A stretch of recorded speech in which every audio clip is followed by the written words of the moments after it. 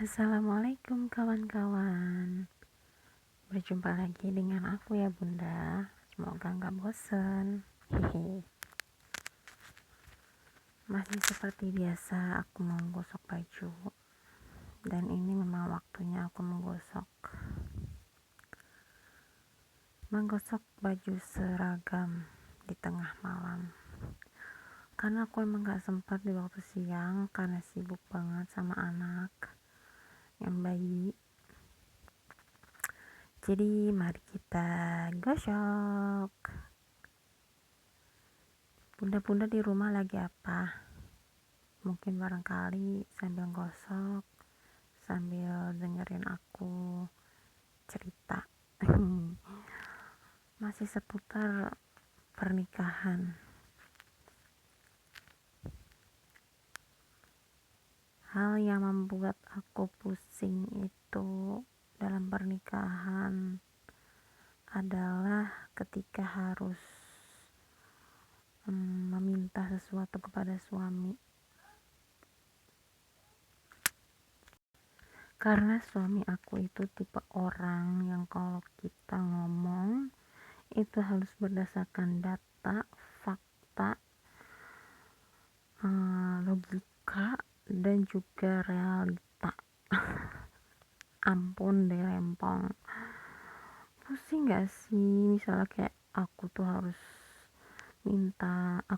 mau minta misalnya beliin karpet aja kan, aku tuh harus memberikan alasan yang realistis gitu. Jadi tuh kayak orang harus ngajuin proposal gitu kan. Mau beli karpet aja harus ya kalau aku sih harus debat dulu ya. Iya ini kan butuh buat ini, buat itu, ya gitu deh, macam-macam deh. Nggak tahu deh kalau bunda-bunda gimana ya. Ya tapi aku tuh seperti itu gitu sama suami aku. Bukan hanya itu aja, banyak hal gitu kan, kayak misalnya mau beli es krim aja, minta es krim, aku tuh harus kasih alasan yang masuk akal sehingga dia tuh mau beliin gitu.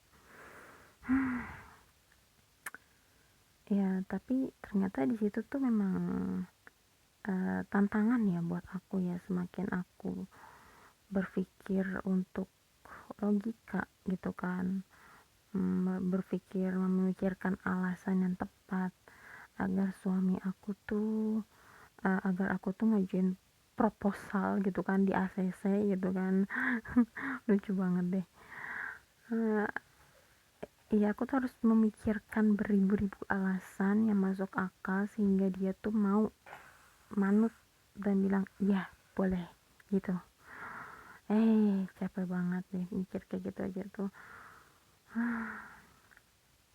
Tapi ya nggak apa-apa lah ya, dari situlah pikiran aku mulai terbuka gitu kan. Alhamdulillah sih ada hikmahnya juga, tapi memang pusing gitu kan. Setiap aku harus minta sesuatu ya aku harus memikirkan sesuatu alasan yang kira-kira tuh bakalan dia mau gitu kan. Tapi enggak juga sih, karena aku udah kadang merasa capek gitu. Jadi kadang aku tuh banting setir gitu kan.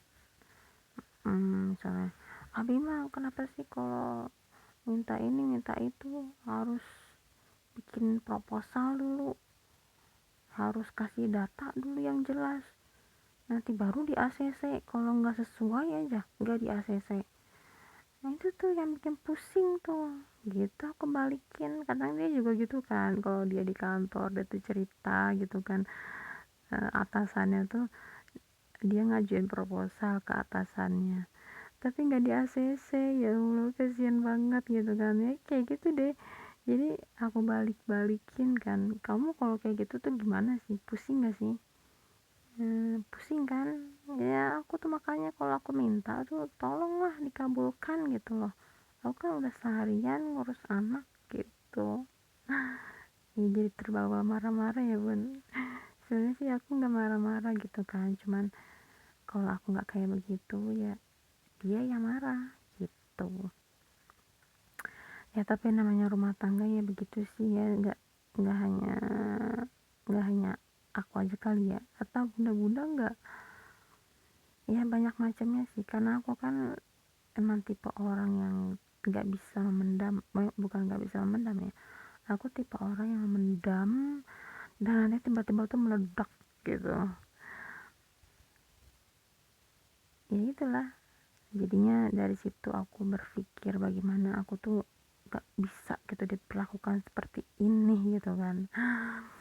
Ya nggak kayaknya nggak laki-laki satu doang deh, semua laki-laki tuh sama, dari kasarnya, dari pelitnya. Ampun ampun ampun. Tapi ya namanya rumah tangga ada lika-likunya ya. Ini kan kita berumah tangga, namanya bahtera rumah tangga. Namanya bahtera itu seperti apa sih bahtera itu, bunda? Bahtera itu kapal kan. Bayangkan kita itu menaiki kapal saat pertama kali kita menikah dengan suami kita, kita menaiki kapal sampan lah ya. Kalau yang masih ngontrak mungkin sampan, atau yang udah punya rumah gedongan ya kapal gitu. Tapi kalau kita nggak bisa mengendarai kapal itu atau mengendarai sampan, ya kita akan terguling jatuh ke dalam laut. Jadi ibaratkan aja kita memulai dengan menaiki sampan, kita pergi ke tengah atau ke seberang lautan, dan belum sampai tengah juga pasti akan ada badai yang menghadang. Iya gak sih, bener gak sih bunda? Kadang kita cekcok sama suami, ada perbedaan pendapat dulu nih waktu awal-awal aku nikah ya, aku tuh merasa banyak kemiripan gitu sama suami kan. Tapi sebulan, 2 bulan, 3 bulan ternyata itu tuh banyak banget perbedaan, ternyata banyak cekcok, kita tuh banyak tidak samanya. Disitulah mulai banyak memendam gitu kan, perasaan yang jengkelin gitu kan. Kayaknya sama suami tuh ngejengkelin banget sih. Kerjaannya di rumah cuma pegang HP, pulang-pulang HP, boro-boro ngobrol sama aku gitu kan. Tapi kan aku emang orangnya nggak tahan kan gitu. Akhirnya aku melakukan sesuatu yang nggak pernah, yang aku bahkan nggak pernah melakukannya kepada orang lain gitu, hanya kepada dia kepada suami aku, karena aku orang yang nggak tahan gitu kan diperlakukan seperti itu. Ternyata kalau sama temen ya terserah, temen bisa ketemu sebentar terus bisa pisah, maksudnya ketemu sebentar doang kan kalau sama teman. Tapi kalau sama suami kan sepanjang hari, sepanjang waktu, setiap hari bertemu dengan suami, bangun tidur ngeliat wajah suami, mau tidur ngeliat wajah suami kan gitu kan. Ya, kita berhadapan dengan suami, dan itu tuh membuat aku yang berontak gitu. Tapi ya dari situlah semuanya adanya apa namanya badai ya. Badai itu kita andai-andaikan apa sih ya, saat kita bertengkar dengan suami itu anggaplah itu sebuah badai.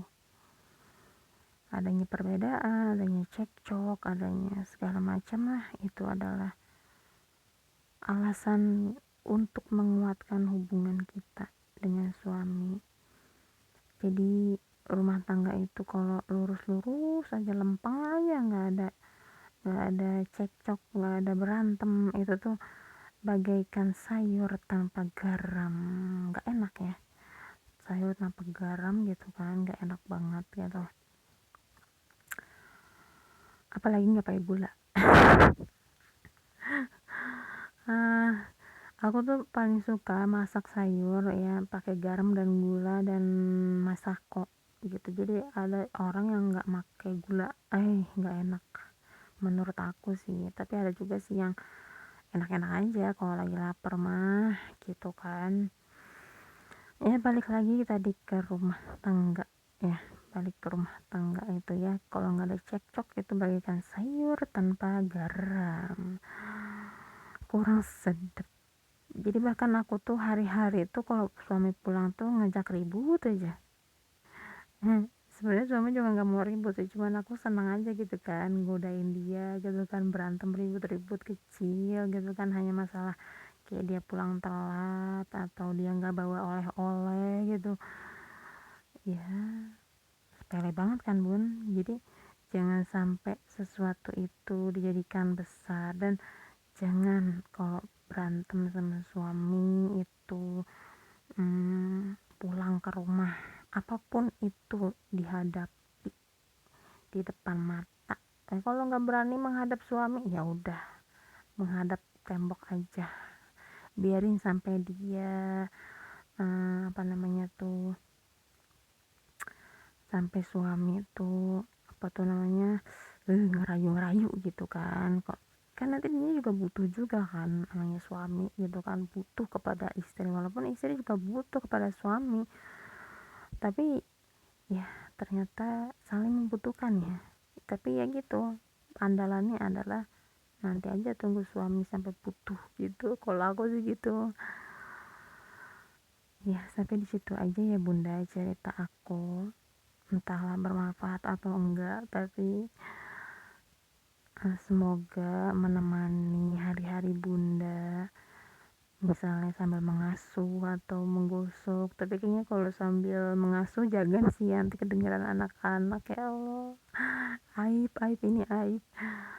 Tips aja sih ya buat para bunda, mungkin ada tips-tips yang bisa diambil ya. Kalau berantem sama suami ya sabar dulu, nanti ketika timingnya tepat kita bisa balas itu. Ya lah aku sesat banget sih. Yaudah ya bunda, jangan tidur malam-malam, nanti jadinya cepet tua, nggak sehat juga. Dan juga jangan lupa banyak-banyak minum air putih, dan juga jangan lupa ya banyak-banyak berdoa buat suami kita supaya suami kita itu lempeng-lempeng aja jalannya, nggak belok-belok. Bye bye bunda.